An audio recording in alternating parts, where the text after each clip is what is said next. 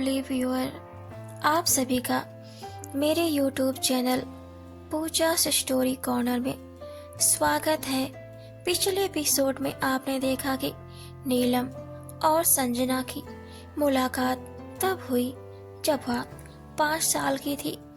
संजना के दादा जायदाद के बंटवारे से उन्हें एक पुश्तैनी पुरानी हवेली मिली थी जो नीलम के घर के ठीक बगल थी।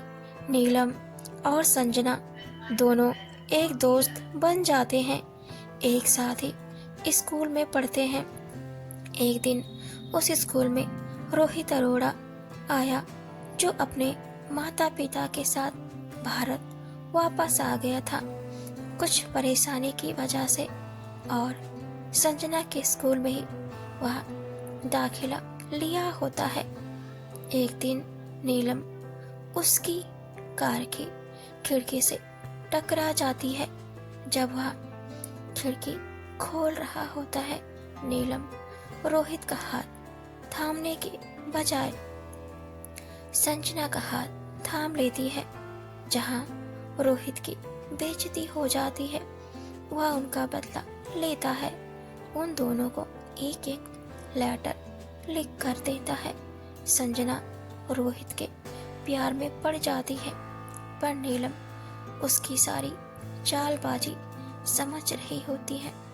एक दिन वह दोनों स्कूल से बंक मार देती है और पास में हो रहे टूर्नामेंट को देखने जाती है। वहाँ बास्केटबॉल की कप्तान को देखकर नीलम उसे देखकर आई लव यू बोलती है। कहानी में आगे बढ़ने से पहले एक जरूरी सूचना, अगर आपको मेरी नॉवेल अच्छी लग रही हो, पसंद आ रही हो, अगर आप पहली बार मेरे वीडियो पर आए हैं तो मेरे इस चैनल पूजा स्टोरी कॉर्नर को जरूर सब्सक्राइब करें, मुझे सपोर्ट करें, लाइक कमेंट शेयर भी करें। इससे मुझे मोटिवेशन मिलती है और भी कहानी और नॉवेल्स लिखने के लिए। अगर आज ये नॉवेल आप देख रहे हो तो आपको हो सकता है समझ ना आए। नॉवेल को अच्छी तरह से समझने के लिए, इस नॉवेल को अच्छी तरह से जानने के लिए आपको मेरे इस नॉवेल्स के पिछले पार्ट को जरूर देखने की आवश्यकता है, ताकि नॉवेल्स अच्छी तरह समझ सके। सो बढ़ते हैं बिना देरी के अपनी novels cruel boss and cute innocent girl में। आगे सुनते हैं। नीलम भूल गई थी कि वह अभी कहाँ है। उसे सभी लोग देखने लगे होते हैं कि आखिर वह लड़की कौन है। चारों तरफ सन्नाटा पसर गया। सब लोग नीलम को घूर रहे होते हैं। नीलम शर्मा के अपनी जगह पर फिर से वापस बैठ जाती है। थोड़ी देर के बाद उसके इस बिहेवियर की वजह से खेल भी रुक जाता है। संजना का दिल जोरों से धड़कने लगता है कि कहीं उन्हें बाहर ना कर दिया जाए इस नीलम की वजह से, कहीं हमें परेशानी ना झेलनी पड़े। उस लड़के ने संजना को देख लिया था। उसके एक हाथ में बॉल होती है और वह बॉल अपने एक हाथ से दूसरे हाथ में घुमा रहा होता है और नीलम को ही घूर रहा होता है। मन में तो उसे अच्छा लग रहा था, पर बाहर से सबके सामने वह गुस्सा दिखा रहा था। उसे पहली बार किसी ने अच्छा प्लेयर कहा था, नहीं तो सभी उसे उसकी गरीबी की वजह से उसे हमेशा बेइज्जती मिलती रहती थी। नीलम की वजह से सभी लोग उस प्लेयर की ओर भी देख रहे होते हैं, जहां सभी लोग बोल रहे होते हैं कि हाँ, उस लड़के ने बहुत अच्छा किया। वह लड़का बास्केटबॉल का प्लेयर है जो उस बास्केटबॉल का कप्तान भी है।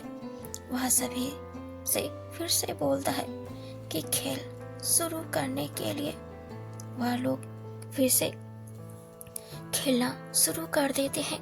संजना को अच्छा नहीं लग रहा होता है क्योंकि सभी लोग उन दोनों को बार बार देखे जा रहे थे, उन दोनों की तरफ उंगली दिखाए जा रहे थे।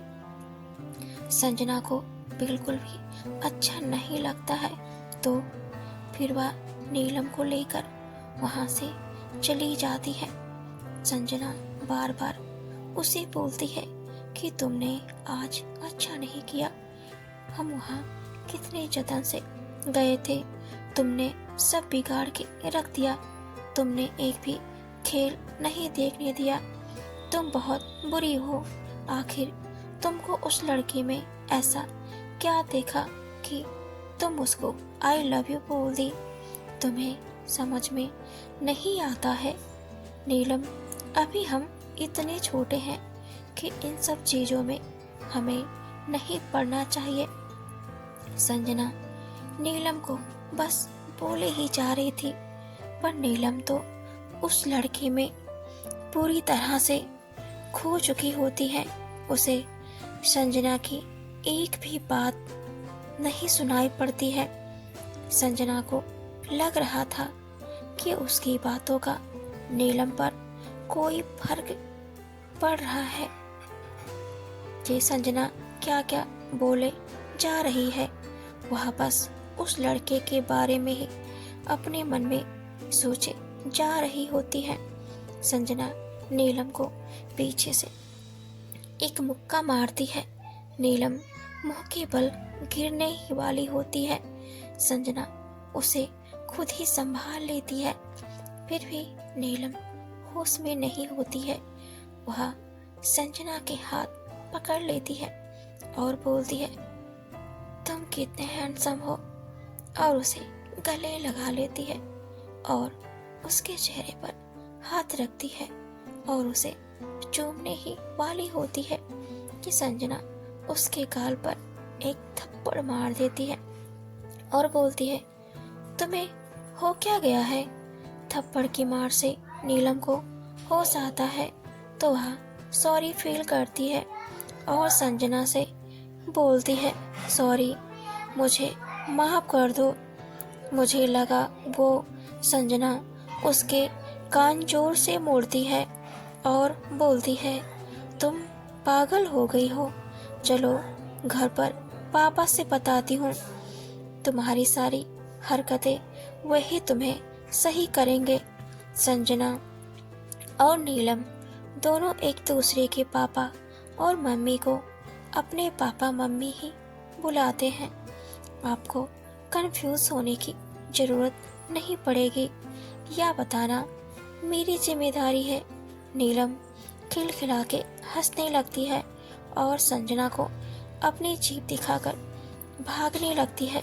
संजना भी उसके पीछे पीछे दौड़ लगाती है और पीछे से नीलम का बैग पकड़ के खींच लेती है और बोलती है, तुमको क्या लगता है तुमसे तेज भागती हूँ मैं, समझी? तुम कहीं भी जाओ मैं तुम्हें ढूंढ लूंगी। नीलम बोलती है, अच्छा कोई बात नहीं, मेरी कछुए जैसी चाल है, लेकिन फिर भी मैं तुमसे जीत जाऊंगी, हमेशा जीतूंगी। संजना बोलती है, ठीक है, तुम हमेशा जीतना, मैं तुम्हें हमेशा जीतता हुआ देखना चाहती हूँ। फिर वह दोनों हाथ में हाथ डालकर उछलते हुए आ रही होती है। तभी उनके सामने रोहित अपनी कार से आकर अपनी कार को उन दोनों के सामने अचानक से अपनी कार को ब्रेक मारकर रोकता है।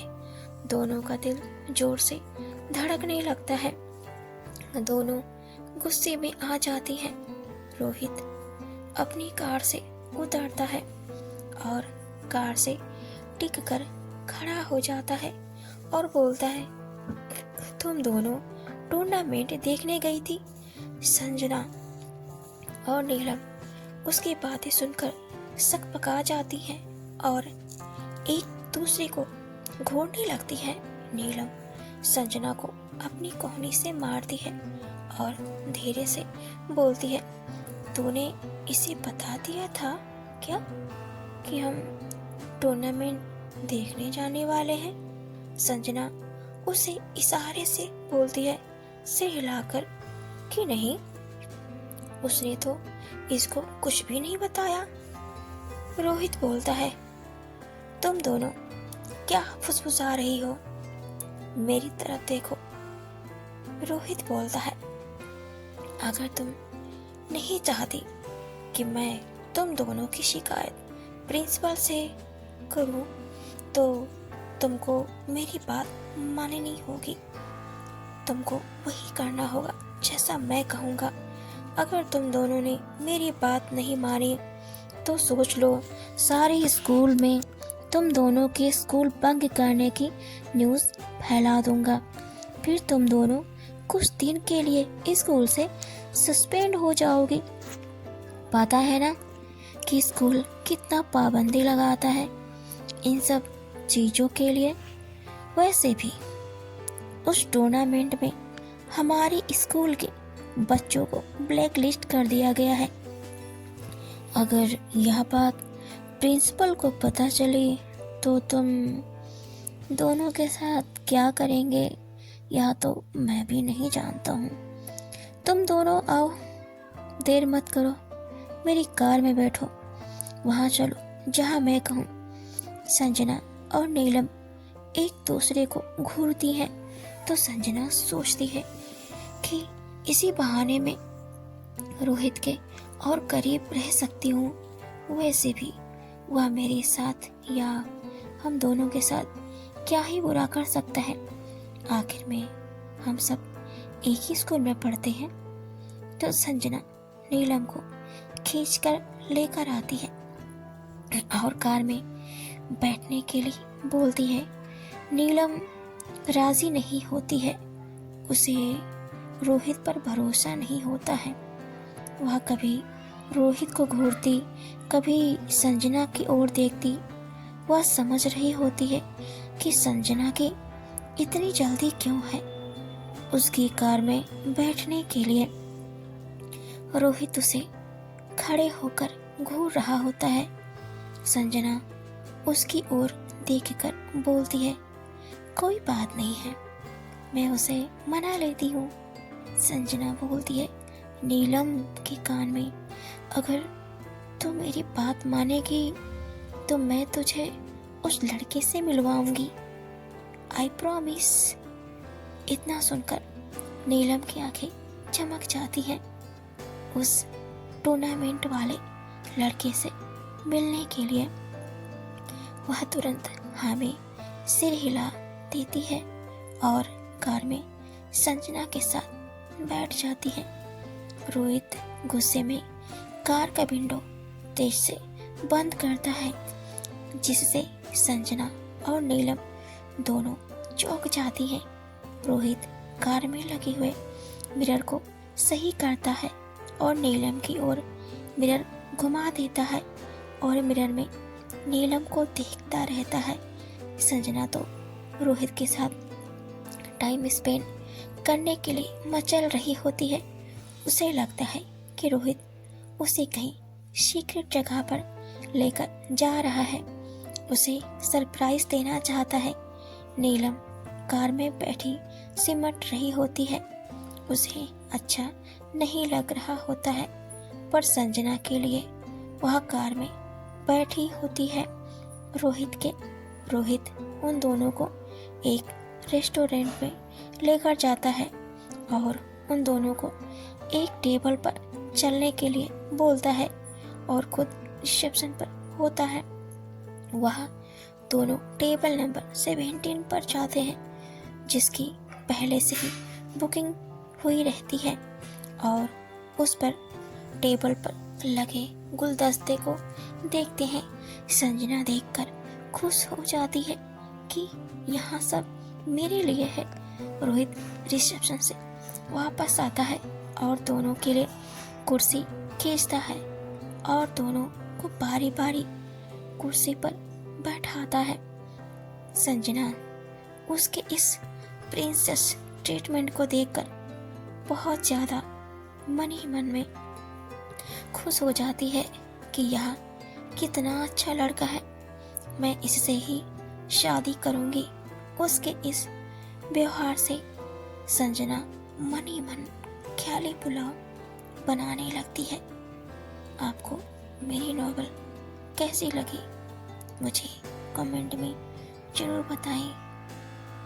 आगे नॉवल में हम देखेंगे कि क्या संजना समझ पाएगी रोहित क्या करने वाला, उसके पीछे क्या सच्चाई है। रोहित नीलम से प्यार करता है क्या? रोहित संजना को प्रपोज करेगा क्या? नीलम को चाहे एक प्रेम कहानी की शुरुआत है या किसी बड़ी अनहोनी होने की शुरुआत हो रही है? रोहित क्या करना चाहता है तो देखते हैं नेक्स्ट एपिसोड में। तो बने रहें पूजा स्टोरी कॉर्नर में। Thanks for watching and keep supporting. Sorry, थोड़ा सा 2 दिन में बिजी थी, इसलिए आज 2 दिन बाद मैंने पार्ट अपलोड किए हैं। कल से कंटिन्यू होगा। Sorry for this.